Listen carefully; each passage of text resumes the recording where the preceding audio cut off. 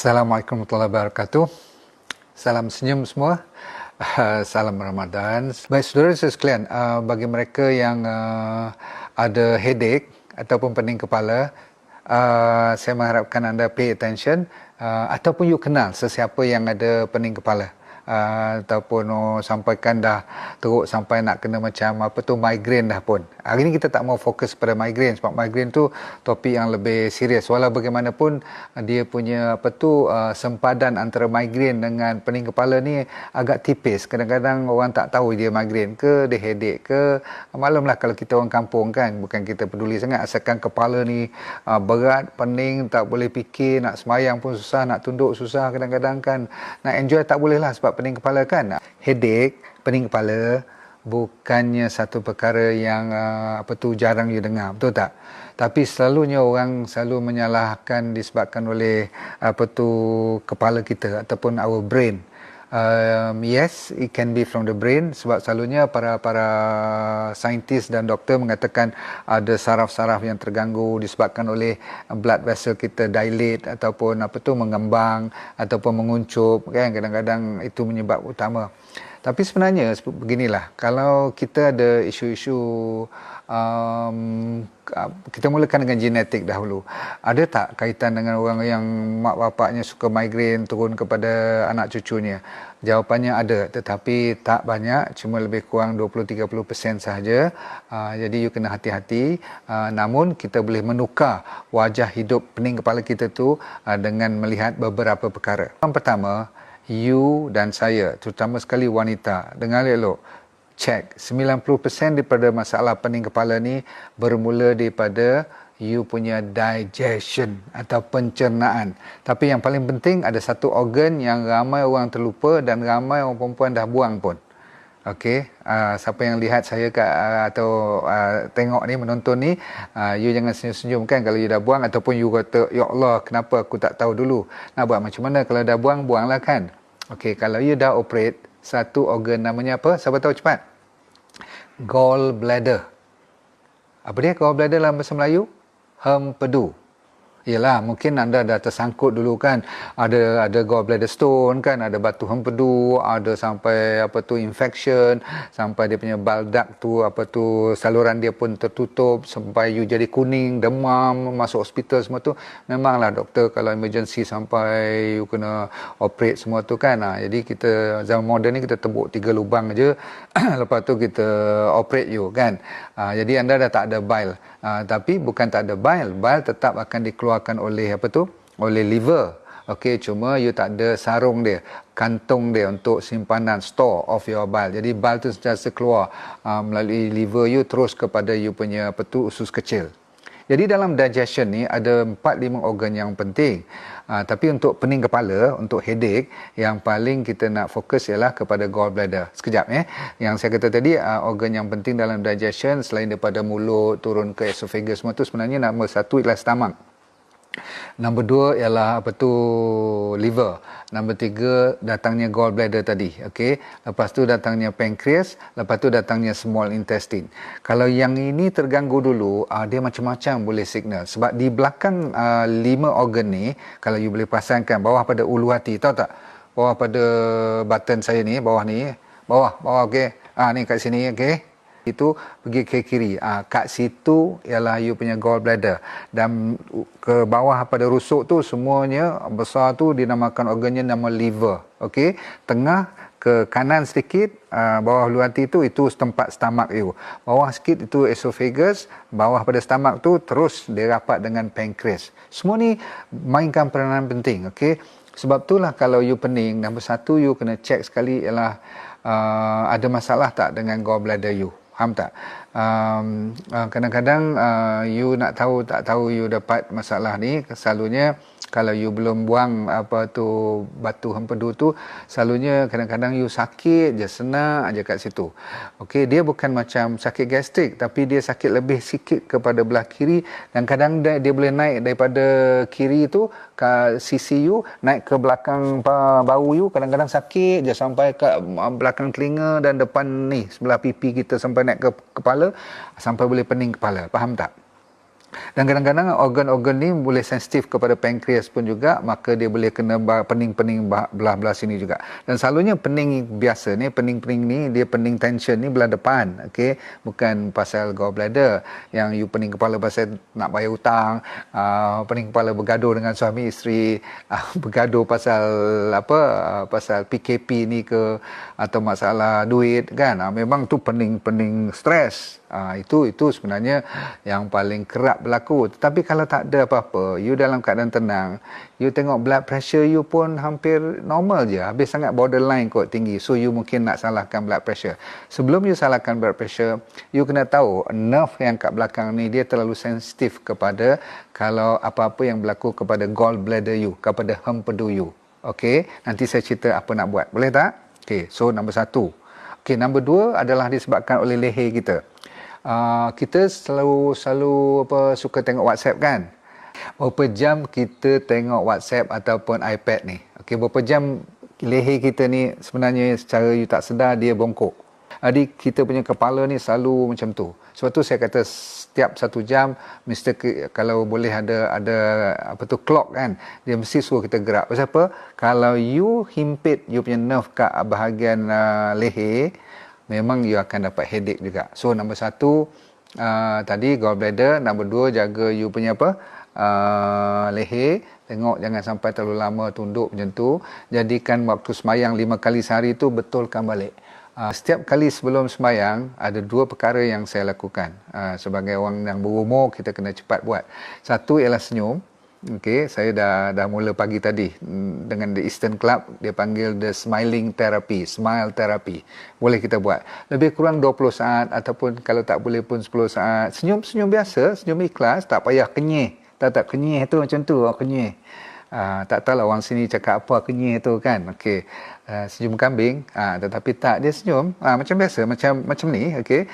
Is very important. Pasal apa? Dia mengeluarkan hormon yang boleh mententeramkan jiwa you, maka headache you akan kurang. Kalau tak percaya, sebelum you semayang dan selepas you semayang, you buat tu. Okey, you buat you punya senyum punya terapi tu, seolah you mengatakan alhamdulillah dengan senyuman. Okey, tak payah Allah sampai sedih sampai, iyalah, I tahu you pasrah dan sebagainya, tapi cuba tukar sikit. Sebelum dan lepas semayang, you senyum, lepas tu baca doa you elok-elok dengan happy, dengan rasa bersyukur. Tengok apa jadi. Okey, sebab dia ada hormon yang akan bantu mengurangkan tekanan pressure you kat kepala. Dan juga dia nombor 2 ialah you cuba sebelum you start apa-apa semayang tu, cuba you buat stretching. You pernah tengok kan stretching leher ni kan. Yang paling penting saya nak ajar you sekarang untuk leher je. Okey, terus tengok. You angkat terus ni setinggi mungkin, tolak ni, boleh. Lepas tu you tengok ke kanan atau ke kiri dulu, lepas tu you tarik putarkan kepala you tu sampai sejauh mungkin. Tak payah gerak macam tu, okey? You buat macam ni je. Tolak ke sana. Kalau you perasan, kalau lama sangat you bongkok, you akan dengar bunyi kruk krek kat belakang tu. Lepas tu itu tengok kanan kiri. Lepas tu you boleh buat apa? Orang kata you boleh begitu you bengkokkan kepala ni pula. Tadi tengok kanan dan kiri. Okey, sekarang you leher tu diletakkan telinga ni kat bahu belah sana sejauh mungkin dan telinga ni kat bahu sini mungkin. You buat tu selalu, okey. Berarti you cuba membetulkan balik you punya nerve kat sini. Nombor 2. Nombor 3 ialah you punya sinus. Tahu sinus tak? Resdung. Orang yang resdung kena belajar macam mana nak betulkan resdung tu dahulu, terutama sekali bagi mereka yang tak jaga air dan garam mereka.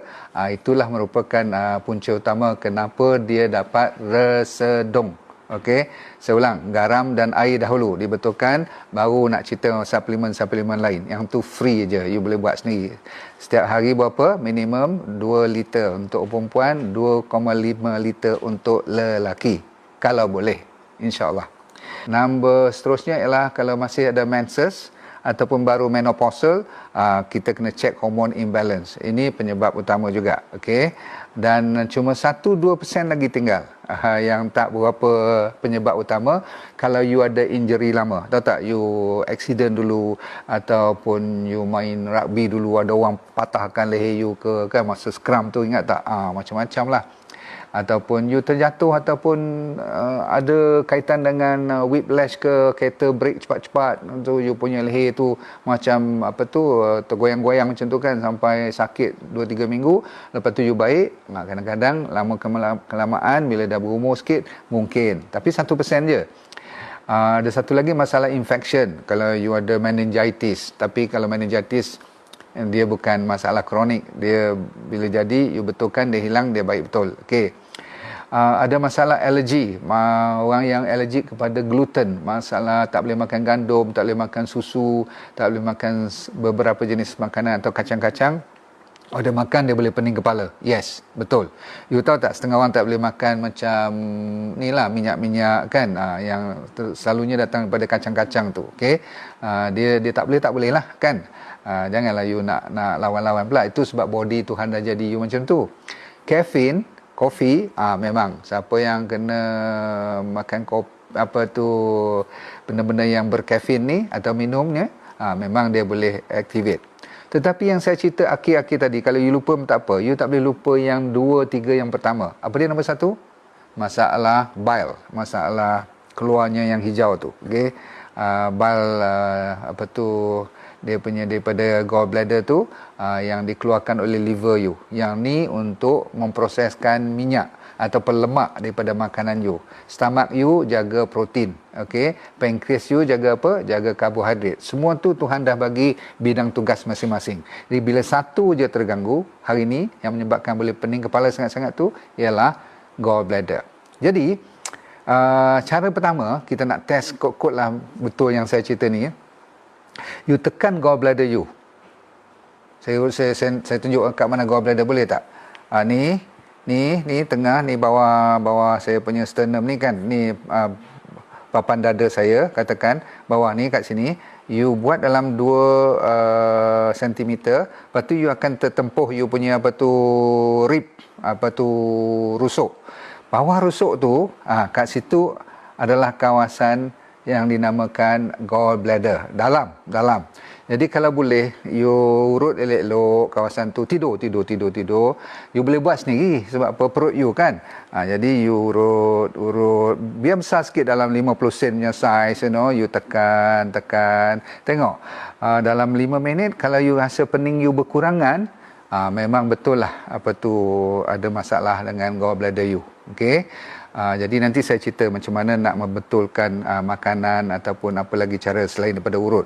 So urut ni, dengan cara tu you punya nerve di belakang gallbladder tu namanya phrenic nerve. Phrenic nerve tu di belakang liver, dia naik kat belakang tulang pelikat kita tu, dia naik kat leher kita tu. Sebab tu dengan leher pun kalau you selalu tunduk sangat, dia pun tegang. Phrenic nerve tu naik ke kepala, jadi bengang lah kan. So saya kata apa tadi? Nombor 1 caranya yang paling mudah, test dulu, urut. Kalau lega, that means you dah tahu ada sesuatu yang berkurangan ataupun kurang, tak kena kat you punya gallbladder. Ada cara lah nak betulkan. Selain daripada operation semua tu, itu kalau dah block. Okay? Selalunya bukan semua orang block kan. Seterusnya saya nak cerita apa? Kalau boleh, you jaga juga tidur you. Sebab tu kalau boleh tidurnya belah mana? Kalau boleh tidurnya sepatutnya kita belah kanan. Tapi kalau use memang kita sepatutnya belah kanan. Tapi saya nak cerita kenapa. Itu maksud saya. Kebetulan Rasulullah SAW dia tak cerita kenapa tidur belah kanan tu lebih baik. Dari sudut sains rupanya, kalau you tengok gallbladder ni, kita kalau tidur belah kanan ni dia pankreas. Okay, dia tak ada liver, dia tak ada nerve yang sensitif. Jadi kalau you tidur belah kanan, you melegakan tekanan kepada you punya gallbladder dan liver.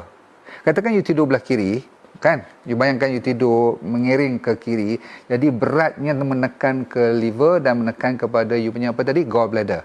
Jadi bila menekan kat gallbladder, dia tekan phrenic nerve, you akan susah nak baik pada pening you. Dia belajar tidur mengiring sebelah kanan. Kan abdal tu.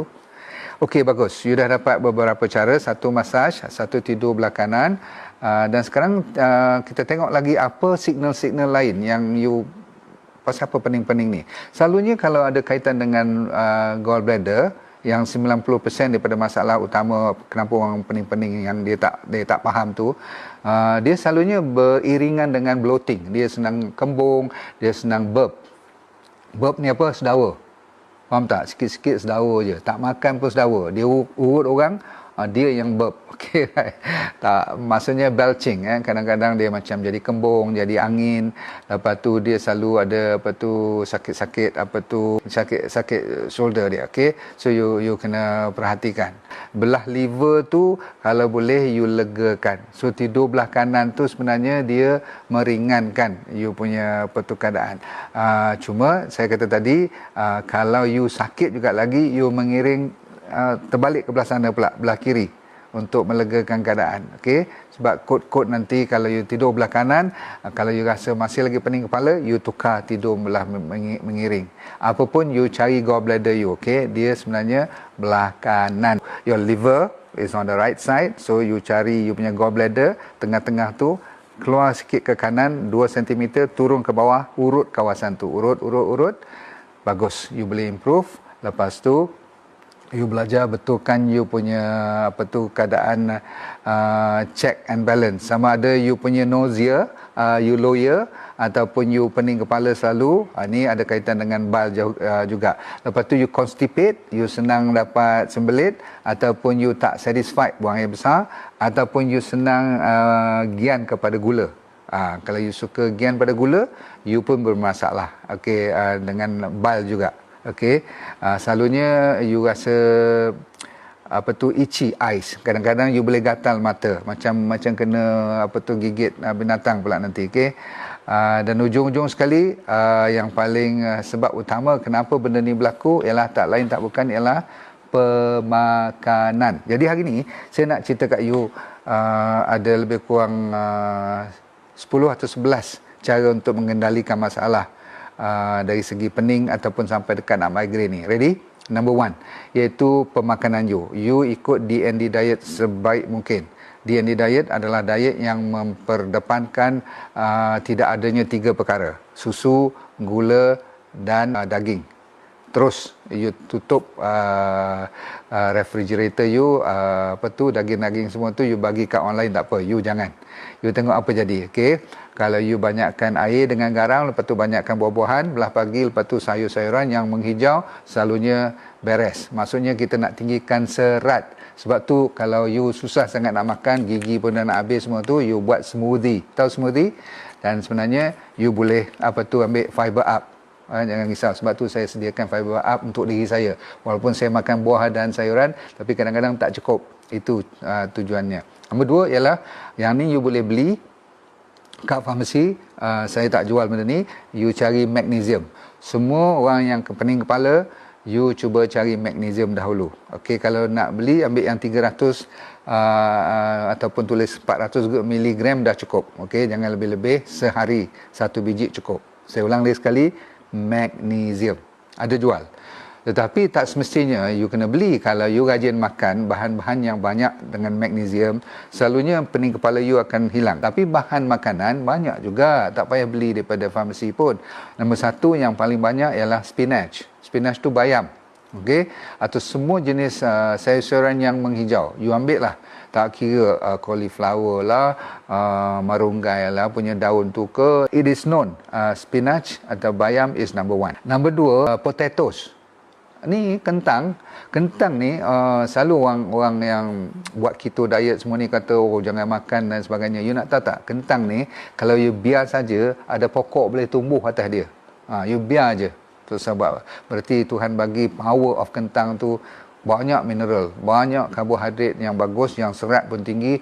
Best is kentang. Okey, so magnesium yang saya cerita ni. Okey, seterusnya pumpkin seed, labu punya biji, macam kuaci tu kan. Lepas tu almond. Almond semua tahulah kan. Okey, ambil 1 hari 1 genggam buka puasa, 1 genggam you sahur. Tengok apa jadi. Kan. Lepas tu avocado, semua orang tahu avocado kan. Buat sayur-sayuran you ataupun you punya salad-salad tu, potong-potongkan avocado you. Okey. Biar budak-budak kecil pun galakkan mereka makan bahan-bahan yang saya cerita ni. Okey. Avocado, lepas tu pisang, semua orang tahu banyak magnesium, banyak juga potasium. Okey, boleh. Yang ni semua orang suka dengar. Cuma you jangan salah beli. Ready? Coklat. Tahu coklat? Tapi coklat yang gelap, dark coklat, yang gulanya tak sampai 5-10%, ada jual. You pergi kedai-kedai health food ni selalunya adalah. Kalau you pergi kedai coklat, memang tak ada dark coklat. Ada juga yang 85%. Saya pernah tengok kat airport dulu, dia tulis kat situ ada sea salt. Yang tu boleh lah sebagai you punya, orang panggil apa tu, makan bagi sedap. Bagi seronok. Okay. So dark chocolate ada magnesium. Lepas tu black beans, kacang hitam. Lepas tu tofu boleh. Kalau nak oatmeal boleh, tapi jangan bubur susu. Oatmeal masuk dengan apa? Dengan santan atau almond milk atau barley milk. Siapa yang ikut zaman moden ni, nama quinoa. Pernah dengar kan?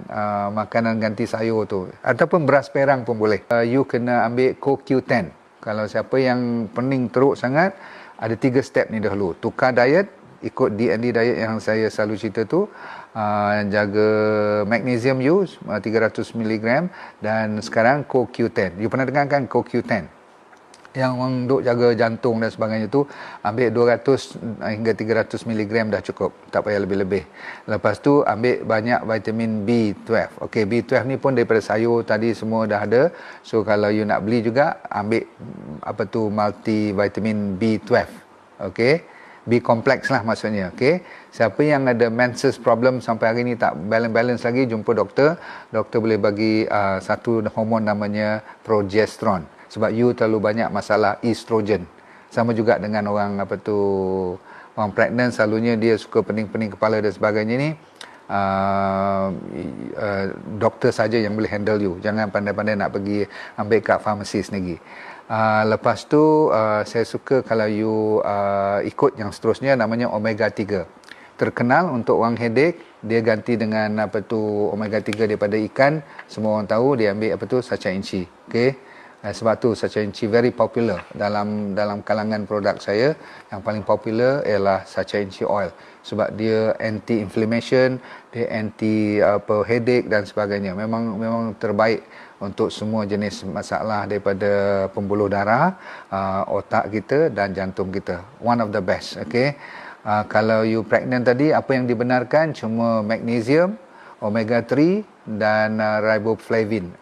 Vitamin B, riboflavin tu itu saja yang dibenarkan. Jangan nak ambil CoQ10 banyak-banyak dan sebagainya tu, jangan. Okey, sebab yang dibenarkan cuma 3 saja kalau pregnant. Magnesium, ambil lowest dose. Okey, omega 3 1-2 sachet cukup satu hari. Lepas tu riboflavin.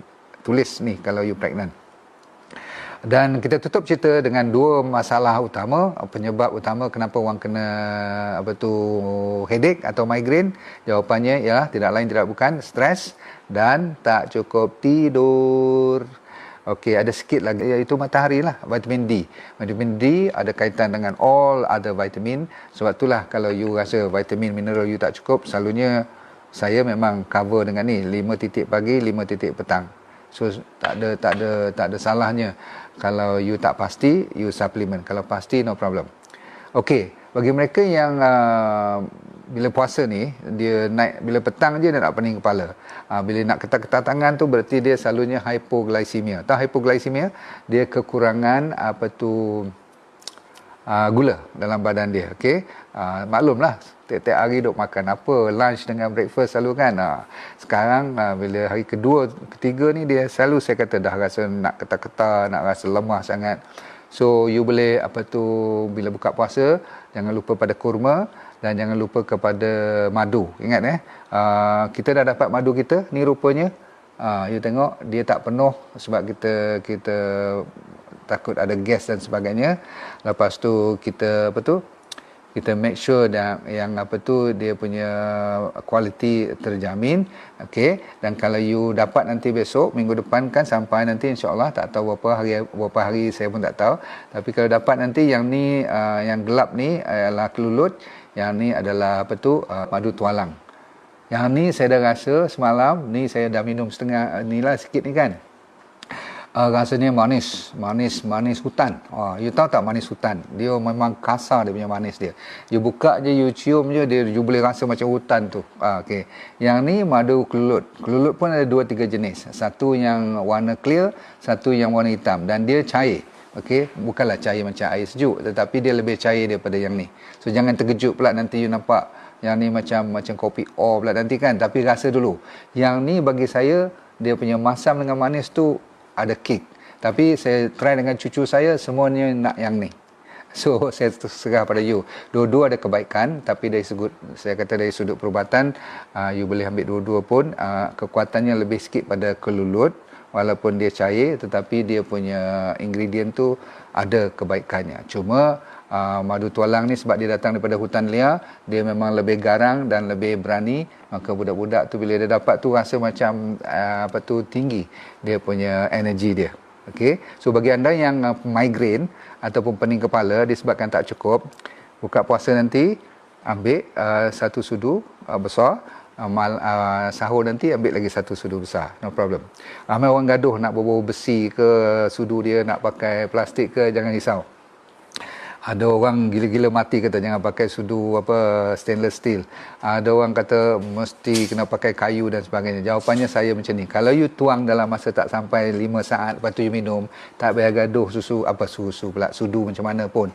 Yang gaduhnya kalau you simpan dia tu dalam bekas apa. Okey.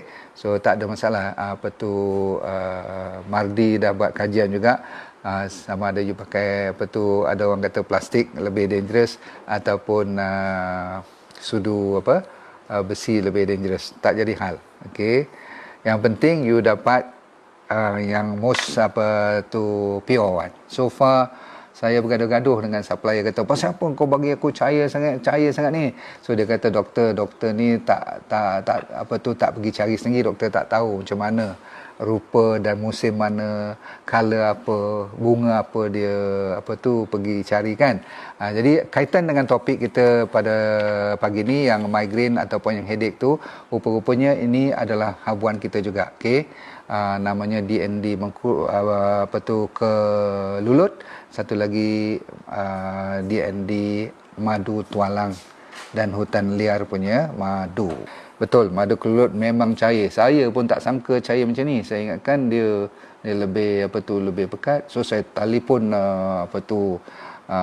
orang yang tolong ambil kat saya tu betul-betul. Saya kata kau ni biar betul. Saya ni nak jual bulan-bulan puasa ni, takut nanti berdosa bagi. Dia kata masya-Allah, doktor datang sendiri tengok. So kita video lah tengok tempat dia macam mana. Memang betul. Lain waktu, lain warna, lain hutan, lain baunya pula. Kencing manis boleh. Inilah yang bagusnya kelulut untuk kencing manis. Okey. Kod-kod kalau you takut nak makan madu ni pun boleh. Kalau you nak buat teh kan, nak buat halia kan, nak buat turmeric, nak buat dengan serai dan sebagainya, mesti nak bubuh sikit madu kan. Jangan pakai madu ni sebab yang ni tak berapa manis. Ambil madu ni. Okey. Sebab tu saya siapkan dua-dua sekali. Boleh? Jangan lupa senyum. Berapa saat? Minimum 10-20 saat. Berapa kali sehari? 10 lah, sebab 5 kali sembahyang sebelum dan selepas. 2 jadi 10. Cuba dulu. Jangan kata tak berhasil. InsyaAllah. Semua dengan izin Allah. Assalamualaikum warahmatullahi wabarakatuh. Bagi anda yang berminat dengan program yang semacam ini dan nak tahu lebih lanjut pula tu, tapi tak ada masa, anda sibuk lah katakan kan. So yang penting ialah senang je. Saya dah buat program online namanya VIP Well for Life program. So apa you kena buat, you layari drnordindarus.com, kat situ dia beri keterangan lanjut. Tapi yang penting dalam tu ada apa, you buka je pakai password you tu, you akan dapat satu yang program yang full seminar, macam 1,5 jam, seolah macam you datang seminar saya lah kan, tapi you duduk kat rumah je, kat mana saja pun tak. Saya bagi topiknya daripada ujung rambut sampai ujung kaki. Dia akan cover seolah-olah macam you nak tahu tentang masalah otak, masalah mata, sakit-sakit thyroid, macam mana nak sembuh daripada asma, orang yang buncit, orang yang sembelit, orang yang sakit arthritis, gout, dan sehinggakan yang serius seperti psoriasis, SLE, dan juga masalah-masalah mental pun saya akan cerita. Dan yang paling penting adalah masalah kanser, diabetes, high blood pressure dan penyakit jantung. So you jangan risau, cuma tap into drnordindarus.com, minta dan tengok kat situ sendiri explanation tentang Well for Life VIP Well for Life program. Saya jumpa anda di puncak kesihatan yang terbaik.